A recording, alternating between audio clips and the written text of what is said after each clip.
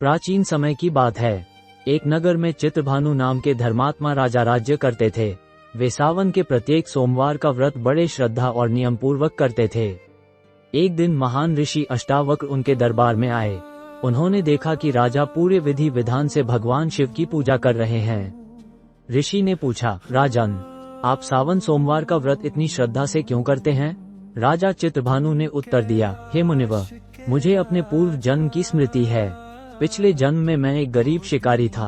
एक दिन सावन मास में शिकार की तलाश में जंगल में घूमते घूमते रात हो गई।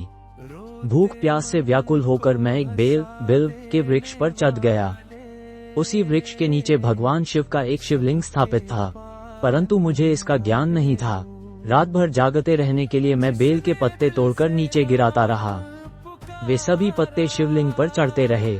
भूखा रहने के कारण मेरा अनजाने में व्रत भी हो गया और पूरी रात जागरण भी हो गया। इस प्रकार बिना जाने ही मुझसे भगवान शिव की पूजा संपन्न हो गई। प्रातःकाल मेरी मृत्यु हो गई। जब यमदूत मुझे ले जाने आए, तभी भगवान शिव के गण वहां पहुंचे और बोले, इसने सावन मास में अनजाने ही शिव जी की आराधना की है, अतः ये शिवलोक का अधिकारी है। भगवान शिव की कृपा से मुझे श्रेष्ठ लोक की प्राप्ति हुई और अगले जन्म में मैं राजा चित्रभानु के रूप में जन्मा। तभी से मैं प्रत्येक सावन सोमवार का व्रत और भगवान शिव की पूजा पूरी श्रद्धा से करता हूँ।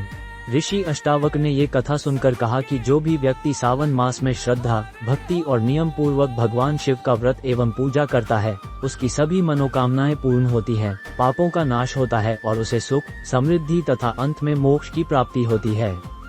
कथा से शिक्षा, भगवान शिव सच्ची श्रद्धा और भक्ति से शीघ्र प्रसन्न होते हैं। अनजाने में किया गया पुण्य कर्म भी निष्फल नहीं जाता। सावन सोमवार का व्रत और शिव पूजा जीवन में सुख, शांति और समृद्धि प्रदान करती है।